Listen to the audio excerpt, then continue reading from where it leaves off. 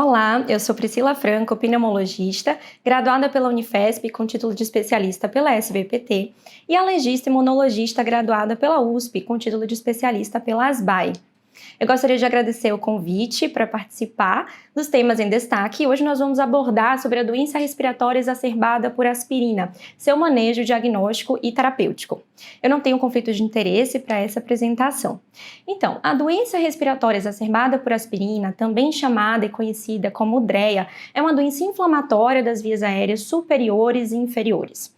Suas manifestações clínicas abrangem a rinocinusite crônica com polipose nasal com fenótipo severo e recorrente, asma e hipersensibilidade aos inibidores da COX-1.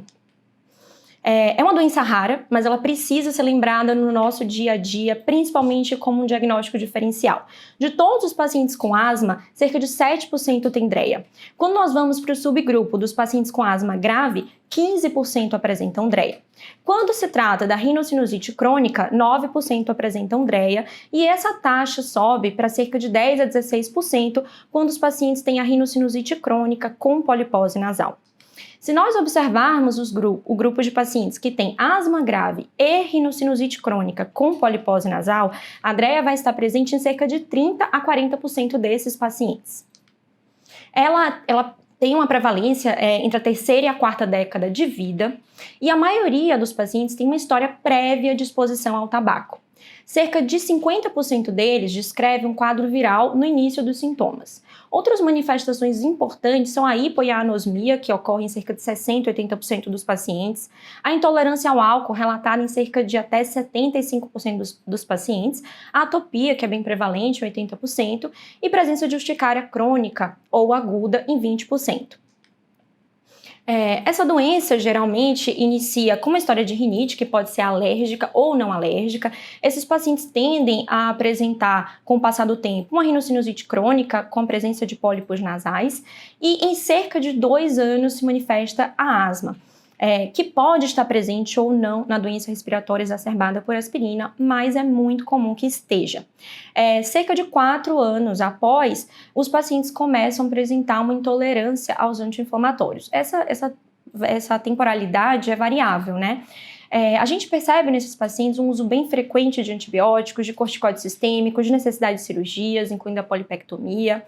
São pacientes que têm uma maior taxa de ida à emergência, de hospitalizações, e essa doença inflamatória ela persiste apesar da exclusão dos anti-inflamatórios. Quando a gente compara os pacientes que têm asma e rinocinusite crônica com polipose nasal, mas toleram os anti-inflamatórios, com aqueles que têm a DREA, né, que não toleram os anti-inflamatórios, nós observamos que a DREA tem um perfil de doença mais grave e de difícil controle.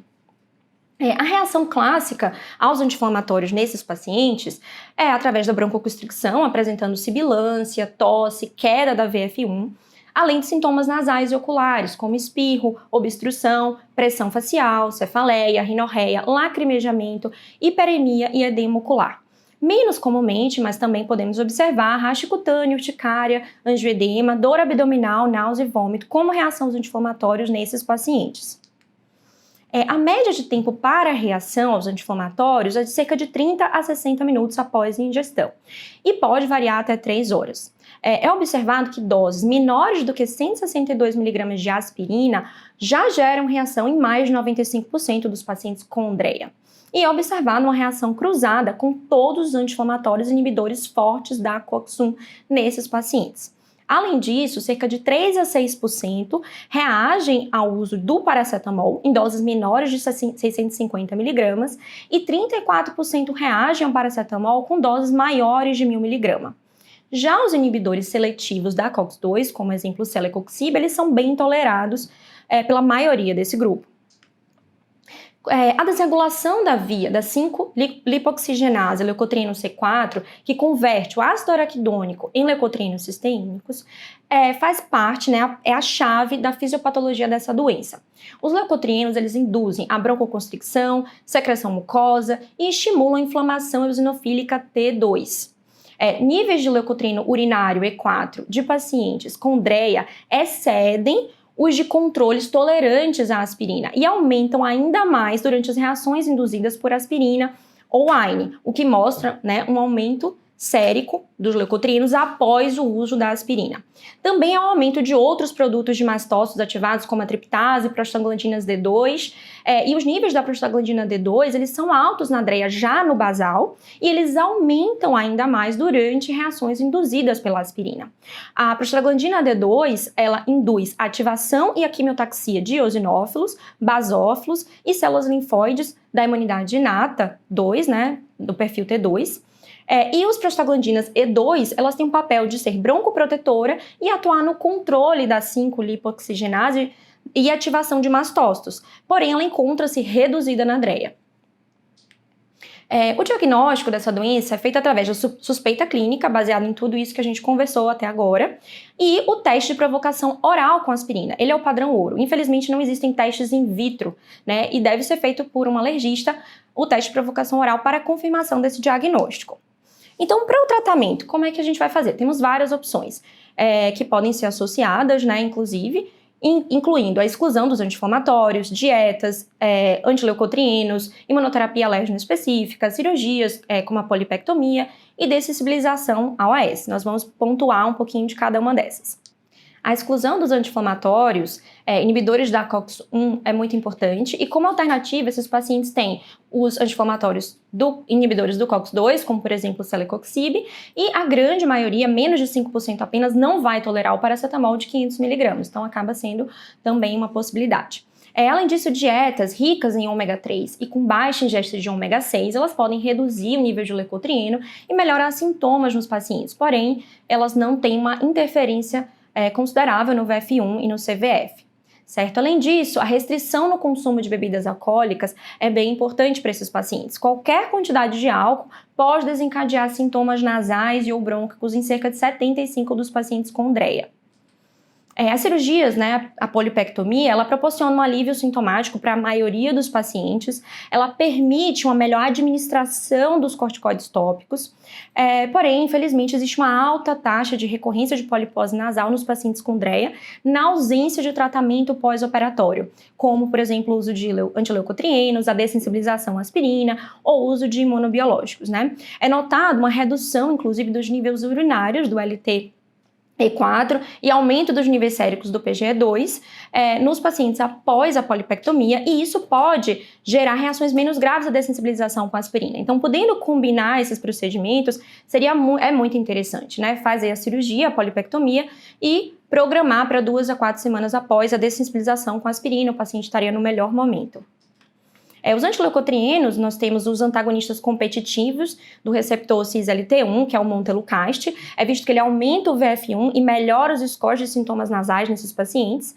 E também existe o inibidor da lipoxigenase, o Xileuton, infelizmente não disponível no Brasil ainda, visto que ele aumenta o VF1, melhora o olfato e reduz até a necessidade, né, o uso dos broncodilatadores de curta ação. Na dessensibilização com AS, tanto o montelukast quanto o Xileuton, eles ajudam bastante, né? O montelukast ele consegue inibir a queda do VF1, dando mais segurança a esse procedimento, e o Xileuton também foi visto como bloqueador dessas reações, né? A imunoterapia alérgena específica, apesar de ter uma porcentagem alta de pacientes atópicos com DREA, foi visto que apenas 8% dos pacientes com DREA que fizeram a imunoterapia para alergias concomitantes acharam o tratamento extremamente eficaz. Esse dado nos sugere que os sintomas relacionados a outras alergias não são responsáveis pela maioria dos sintomas dos pacientes com DREA, né? Essa decisão da imunoterapia alérgena específica deve ser extremamente individualizada, observar exatamente o fator que desencadeia ou não, né? Não tem indicação de todo paciente com DREA que é sensibilizado a ácaro, por exemplo, fazer uma imunoterapia, talvez ele não tenha uma grande vantagem pensando que os sintomas da DREA não melhorem tanto com isso, caso não tenha uma relação. Sobre a dessensibilização com AS, que é um padrão ouro de tratamento, nós temos que pensar muito na seleção dos pacientes, né? Quais são esses pacientes indicados? Pacientes que têm sintomas não controlados, apesar do tratamento otimizado, pacientes que fazem uso de corticoide sistêmico frequente ou contínuo, pacientes que têm polipose recorrente, já com história de múltiplas cirurgias, pacientes que têm outras comorbidades que têm indicação do uso do AS ou outros AINES para seu controle. Como contraindicação, nós temos que pensar nos pacientes que têm coagulopatia, gestantes, asma não controlada, pacientes com VF1 abaixo de 60%, pacientes que têm uso crônico de beta-bloqueador, dificultando às vezes o manejo de uma reação adversa à aspirina, e pacientes com úlcera gástrica. Quais são os benefícios da dessensibilização com AS, né? Nós observamos nesses pacientes um crescimento mais lento do pólipo nasal após a polipectomia, gerando intervalos mais longos sem cirurgia, livres de pólipos, a diminuição do uso dos corticóides tanto sistêmicos quanto tópicos. Observa-se também uma melhoria na qualidade de vida, os pacientes relatam melhora do olfato, diminuição dos sintomas respiratórios, aumento do VF1, toleram mais o álcool e passam a tolerar todos os anti-inflamatórios, não precisando recorrer apenas aos inibidores do COX-2. Como os eventos adversos, nós temos que lembrar de exacerbações da asma, anafilaxia, chance de epistaxe recorrente, rache cutâneo, sangramentos gastrointestinais, dispepsia e hematomas. A dessensibilização com AS é um procedimento que deve ser realizado em ambiente hospitalar com equipe treinada. É feito um intervalo entre as doses a cada 3 horas, né? Vai se administrando as doses da aspirina crescentemente com intervalo de 3 horas, porque as reações podem ocorrer nesse intervalo, e deve-se sempre monitorizar os dados vitais a cada 30 minutos e o VF1 a cada 1 hora através da realização de espirometria. Geralmente dividido em 2 dias esse procedimento. No primeiro dia faz-se a administração da dose da aspirina de 45 mg, seguindo para 60 mg e 100 mg com intervalos de 3 horas, e no segundo dia evolui-se para 150 mg e 325 mg. Quando atingimos 325 mg de aspirina, esse paciente é considerado dessensibilizado. Daí ele tem alta e ele está liberado para utilizar mais 650 mg de aspirina à noite e fazer uma dose de manutenção de 650 mg de 12 em 12 horas. Ponto importante, lembrar ao paciente que a descontinuação do tratamento, a descontinuação do uso da aspirina por mais de 48 a 72 horas indica perda da dessensibilização, podendo ter uma reação grave caso volte a tomar. Para preparo da dessensibilização com AS, nós temos que pensar em alguns pontos-chave, como otimizar tratamento de rinite e asma, tratar infecções possíveis, polipectomia, caso tenha indicação, deve ser planejado 2 a 4 semanas antes da dessensibilização com AS. Esse paciente deve ter um VF1 acima de 60% e o montelukast é uma boa terapia adjuvante e ela deve ser iniciado pelo menos uma semana antes, uma semana ou mais antes. Entrando nos imunobiológicos, também são uma ótima opção terapêutica. Hoje em dia nós temos 5 no mercado que podem ser usados para DREA, não tem indicação por bula, mas eles são usados tanto para rinocinusite crônica com polipose nasal, quanto para asma eosinofílica, alguns para ambas, outros só como indicação, mas poderia se encaixar no perfil do paciente. O dupilumab é um antirreceptor de L4, ele está indicado no tratamento, liberado no tratamento de rinocinusite crônica com polipose nasal e asma eosinofílica. O mepolizumab, um anti-L5, também para ambas. Já o omalizumab, anti-IgE, apenas para rinocinusite crônica com polipose nasal. E o relizumab, que é um anti-IL5, e o benralizumab, um antirreceptor de L5, ambos liberados para o tratamento de asma eosinofílica. Como mensagem final, eu gostaria de deixar para vocês que nós sempre devemos lembrar da DREA como um diagnóstico diferencial, certo? Se a gente não lembra, a gente não pesquisa. Então, ser proativo nas perguntas para o paciente. Você tolera um anti-inflamatório? Quando você usa um anti-inflamatório, sua asma piora, seus sintomas nasais pioram, a anosmia piora, você tem intolerância ao álcool, né? Então, a gente tem que ser bem incisivo nessa entrevista ao paciente com esses pontos chaves. Lembrar que é uma doença eosinofílica com fenótipo grave, fazer o diagnóstico vai mudar o prognóstico da doença, né? Os pacientes atópicos com rinite e asma na infância podem sim ter DREA, e a dessensibilização ao OS continua sendo o padrão ouro, mas temos também opções eficazes de tratamento com os imunobiológicos hoje em dia. Foi um prazer, muito obrigada.